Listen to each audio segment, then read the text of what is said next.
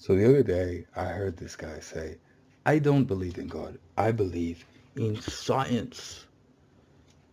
And I thought to myself, cool, bro. So do I. Hi, I'm Joseph Young with Cerritos College. I'm a state champion strength athlete. I enjoy combat sports, and I like to serve my community. Today, I want to talk with you about the theme, logical reasons to believe in God.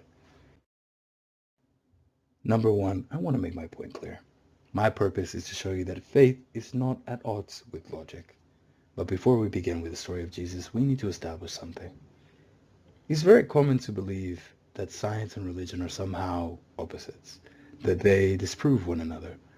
But science was not designed to disprove religion. It was designed to look at everything around us and seek out the truth.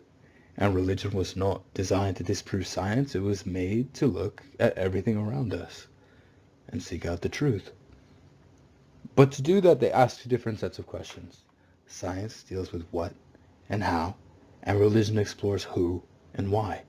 And if these sets of questions are answered truthfully, then none of them will contradict each other, because truth cannot contradict truth. When you isolate the story of Jesus, it becomes clear that there are only three possibilities. Jesus is either a liar, a lunatic, or he is the true Son of God. Now, the biggest proof that Jesus is who he says he is the fact that he went to Jerusalem and he was arrested and he was tortured and he was crucified and he died. And the very people who saw this and took his body off of the cross and laid his body in the tomb were not expecting to see that body alive 3 days later. And when the apostles spoke of what they saw, that got them not a life of fame, not a life of ease, not a life of comfort, not a life of wealth. It only brought every single one of them torture. In fact, all 12, except for John the Apostle, were martyred. Many people can die for what they believe in, but no one will die for what they know is a lie. Who do you say Jesus is?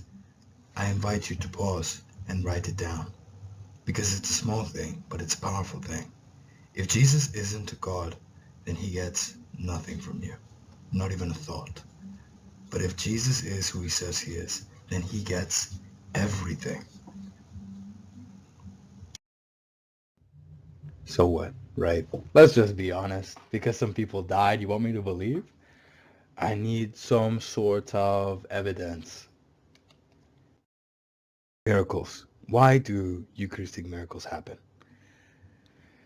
Almost every one of these miracles includes somebody having a tough time believing the idea of transfiguration. When the bread and wine are lifted up and consecrated, they become the real body and blood of Jesus Christ. Now, what traits make a miracle? What are the characteristics that the Vatican is looking for to verify something as a miracle, right?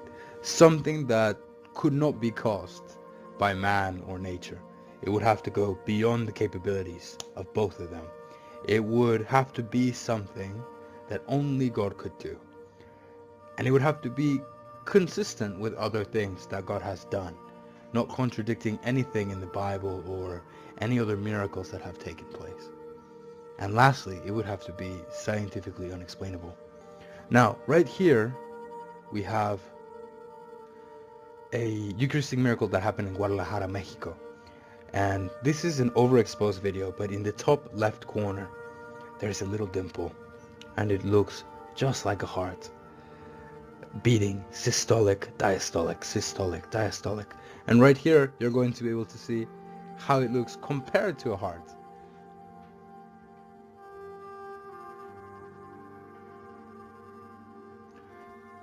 I know that it is an overexposed video, but it looks exactly like that. Exactly. Ah, beautiful. August 18, 1996, after a Holy Mass in Buenos Aires, Father Alejandro Peset finds a discarded host on the candle holder. It was too dirty to consume. Now, the way that you're supposed to discard a consecrated host is you're supposed to put it in water, boop, let it dissolve, and then pour it out on the earth. So Father Facet puts the host inside of a glass of water and stores it in the tabernacle. August 26th, about 8 days later, he opens the tabernacle and discovers the host has turned into a bloody substance. And he informs Cardinal Jorge Bergoglio, now Pope Francis. They have photos taken on September 6th, revealing an enlarged, bloodied fragment, which they kept a secret for about 3 years. Now, a lot of people think that this is a reason to doubt the authenticity of the miracle. If you thought this miracle was genuine, you should have come out with it immediately. I'm going to tell you why he made the right decision. Laciano, Italy, 750 AD. Now this is considered the first Eucharistic miracle. You have a piece of hard tissue and dried blood. When you scratch this dried blood, fresh blood comes out. Now neither of these articles are sealed. They have been exposed to air, temperature, and bacteria for almost 1300 years. If somehow, some way, some crazy person put a piece of flesh inside of the tabernacle, it would take less than a year to rot away. But if this were a genuine miracle, 1 year would be nowhere near enough. Cardinal Jorge Bergoglio sees this unusual lack of decomposition, and on October 5th, 1999, under close supervision, they take a sample of the bloody fragment and they send it to New York for analysis. To ensure an unbiased study, its origin isn't disclosed to the scientists. Dr. Frederick Zubige, a renowned cardiologist and forensic pathologist, confirms that the substance is indeed genuine flesh and blood with human DNA. Dr. Zubige testifies the analyzed material is a fragment of the heart muscle found in the wall of the left ventricle close to the valves. The heart muscle is in an inflammatory condition and contains a large number of white blood cells. This indicates that the heart was alive when the sample was taken. Since white blood cells die outside of a living organism, they require a living organism to sustain them. Thus, their presence indicates that the heart was alive when the sample was taken. What is more, white blood cells have penetrated the tissue, which further indicates that the heart had been under severe stress, as if the owner had been severely beaten about the chest. Journalist Mike Willisi is very surprised by Dr. Zubige's words. The journalist asks the scientist how long the white blood cells could have remained alive if they had come from a piece of human tissue that had been kept in water. They would have ceased to exist in a matter of minutes, Dr. Zubige replied. The journalist then told the doctor that the source of the sample had first been kept in ordinary water for about a month, and then for another 3 years in a container of distilled water. Only then had the sample been taken for analysis. Dr. Zubige was at a complete loss to account for this fact. He stated there is no way of explaining it scientifically. Only then did Mike Willisi inform Dr. Zubige that the analyzed sample came from a consecrated host that had mysteriously turned into bloody human flesh. The sample went to 2 more labs in New York, both confirming Dr. Zubige's findings: signs of recent life, trauma, live white blood cells, and type AB blood. Now this would be odd if it happened once. This would be odd if it happened twice. This would be odd if it happened 5 times. What if I told you that this has happened hundreds of times? In his book, Cardiologist Examines Jesus, Dr. Serafini, a cardiologist, examines the medical and scientific evidence behind 5 Eucharistic miracles, namely Laciano, Buenos Aires, Tixla, Sokolka, Legnica. Dr. Serafini notes the consistencies in all 5 cases: striated heart tissue, type AB blood, signs of significant trauma, and all, with the exception of Laciano, containing living white blood cells. We are facing a short-circuiting of human reason. Scientific tools are unequivocally demonstrating a biological reality gifted with the elegant complexity of living tissues.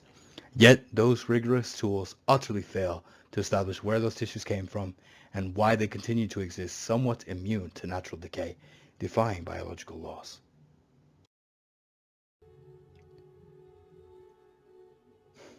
So where does that leave us? In Genesis, it states that humans were made in his image.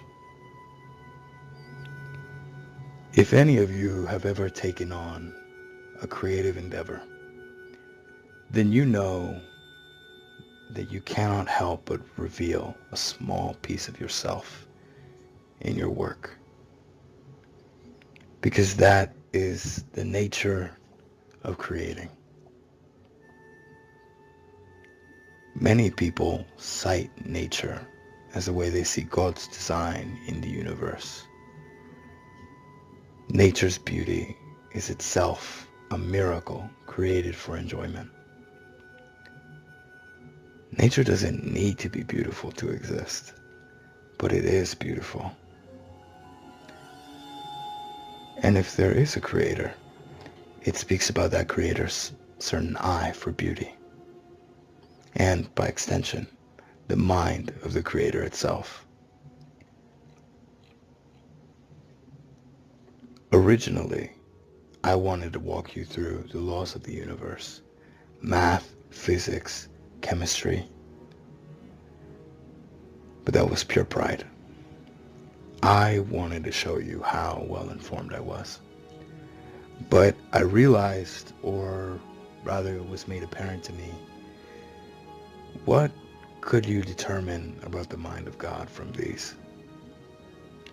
That he is intelligent, meticulous, constant, mysterious. After all that brain exercise, we're practically no wiser than when we began. Nothing reveals the character of God more than our planet. And so, I must take you back. Zoomed out, it seems callous. But when you personalize it, it becomes deeply emotional. The mechanism is constant, yet it gives birth to something new every day. Every part necessary and connected. All the while, the most beautiful and meaningful experiences are born out of struggle.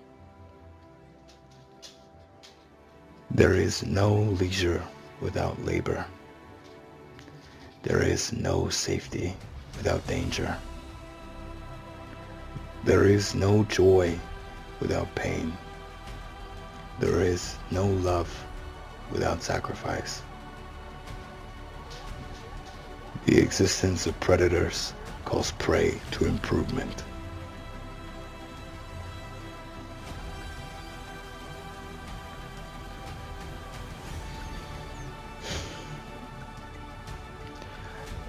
Now comes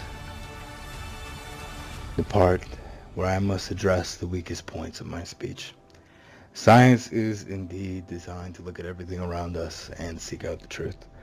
But if the same is not true about religion, then the credibility of the church means nothing. But the credibility of the scientists remains intact, and you're free to view their research and decide for yourself. Secondly, you might have noticed a lack of math or statistics in an essay about logic and reason. And if I had some statistics, that would have really helped back up my claims, driven home the point, made my words more credible.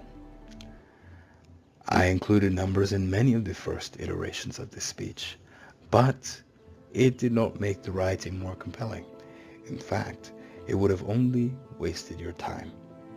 The truth is that for someone who does not believe, the statistics are not important. But I have some here for you. In his book Science Speaks, math professor and chairman Peter Stoner outlines the probability of one person fulfilling just 8 of the messianic prophecies in the Bible. It's a chance of 1 in 10 with 16 zeros after it. One person fulfilling 48 prophecies in the Bible is a chance of 1 in 10 with 156 zeros after it. Jesus fulfilled 300 prophecies in 3 years. The Bible has 1,500 prophecies that have been perfectly fulfilled, 500 that are still on the way. Thousands of miracles, hundreds verified, thousands of saints, and there will be many more. The point of this speech was to show that faith is not at odds with logic, that belief does not go against reason, and that love of God is not hate of science. I encourage every one of you to live your lives according to the truth as much as possible. And with that, I leave you.